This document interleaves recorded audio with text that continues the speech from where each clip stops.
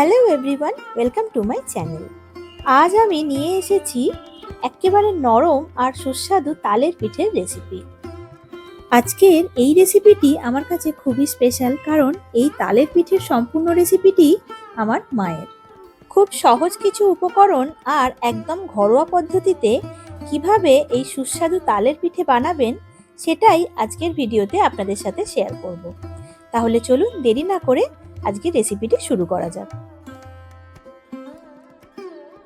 রেসিপিটি বানানোর জন্য আমি এখানে নিয়ে নিয়েছি বেশ কিছুটা পরিমাণ নারকেল কোড়া, চালের গুঁড়ি আর তালের পাল্প আমি বের করে নিয়েছি। এই তালের পাল্প বিভিন্ন রকমভাবে বের করে নেওয়া যায়। এই তালের পাল্প বের করার পদ্ধতি আগেই আমার চ্যানেলে আছে, আপনারা চাইলে সেটি দেখে নিতে পারেন। তালের পিঠে বানানোর জন্য এখানে একটা বিষয় অবশ্যই খেয়াল রাখতে হবে, তালের পাল্প একদম গরম এবং ফুটন্ত অবস্থায় ব্যবহার করতে হবে। ঠান্ডা হয়ে গেলে কিন্তু তালের পাল্পের সেই বাইন্ডিংটা থাকবে না, তাই পিঠেটা ঠিকমতো বানানো যাবে না।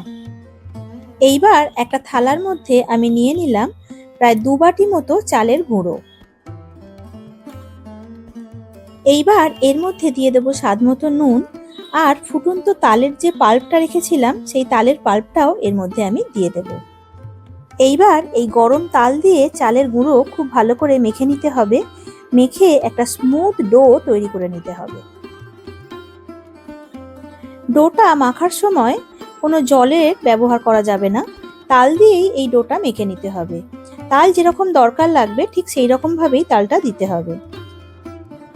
এইভাবে মাখতে মাখতে এটার একটা স্মুথ ডো আমাদের তৈরি করে নিতে হবে। দেখুন ডো এখানে তৈরি হয়ে গেছে।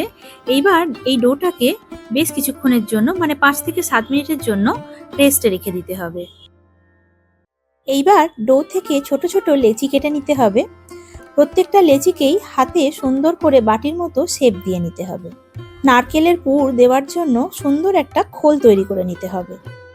এইবার এর মধ্যে কোরানো নারকেল ভালো করে পুর দিয়ে এটাকে খুব ভালো করে সিল করে দিতে হবে।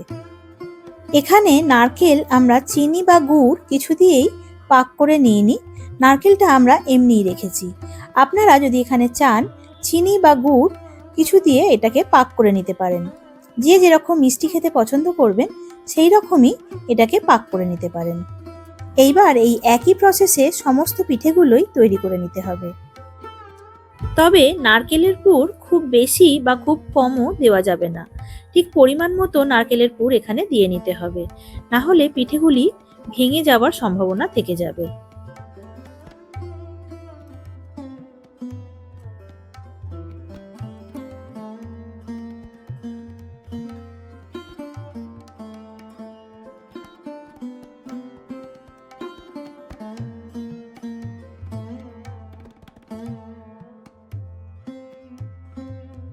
যারা পিঠে বানাতে পারেন না অথচ পিঠে খাওয়ার প্রবল ইচ্ছে, তারা যদি এই প্রসেসটা একবার ফলো করেন তাহলেই আপনারা বাড়িতে খুব সুন্দরভাবে পিঠে বানিয়ে নিতে পারবেন।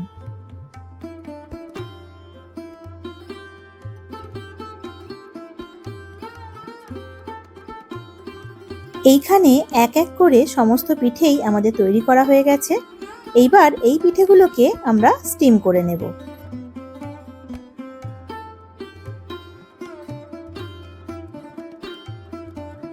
এইবার পিঠেগুলোকে স্টিম করার জন্য এইরকম একটা ছিদ্রযুক্ত পাত্র নিয়ে নিয়েছি।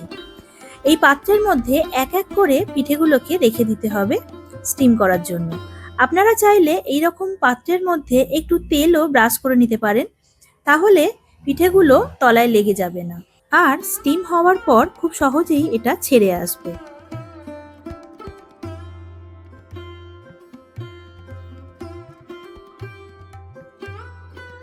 এইভাবে একের পর এক পিঠে দিয়ে এটাকে সাজিয়ে নিতে হবে।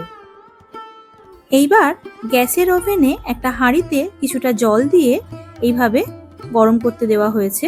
এর মধ্যেই হাঁড়িটা বসিয়ে পিঠেগুলোকে স্টিম করে নেওয়া হবে। গ্যাসের ফ্লেম হাইতে রেখে স্টিম হওয়ার জন্য ঢাকা দিয়ে প্রায় 15 থেকে 20 মিনিট মতো এটাকে রেখে দিতে হবে। প্রায় 20 মিনিট হয়ে গেছে। এবার হাঁড়ির ঢাকাটা এখান থেকে খুলে নিতে হবে। নিয়ে দেখুন পিঠেগুলো খুব সুন্দরভাবে হয়ে গেছে। তবে এখন খুবই গরম, আর অত্যন্ত নরম, তাই খুব সাবধানতার সাথে এটাকে একটা অন্য পাত্রে এটাকে ঢেলে নিতে হবে।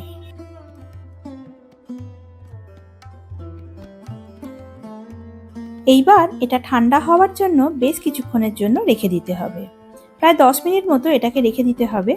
তারপর ঠান্ডা হয়ে গেলে এর মধ্যে থেকে সমস্ত পিঠেগুলোকে একে অপরের সাথে যে লেগে গেছে এগুলোকে ছাড়িয়ে নিতে হবে।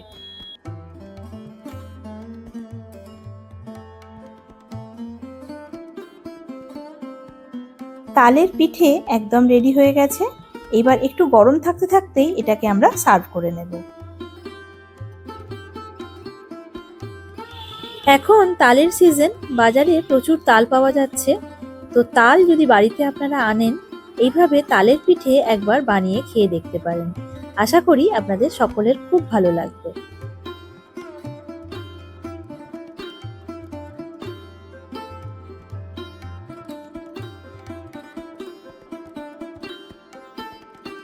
আজকের এই তালের পিঠের রেসিপি সম্পূর্ণটাই আমার মায়ের। তো আমার মায়ের এই রেসিপিটি কেমন লাগলো তা কমেন্ট করে অবশ্যই জানাবেন। ভালো লাগলে একটি লাইক ও শেয়ার করে দেবেন। আর আমার চ্যানেলে নতুন বন্ধু হয়ে থাকলে সাবস্ক্রাইব করার অনুরোধ রইল আপনাদের কাছে। ভালো থাকবেন। দেখা হবে নতুন একটি ভিডিওতে। ধন্যবাদ।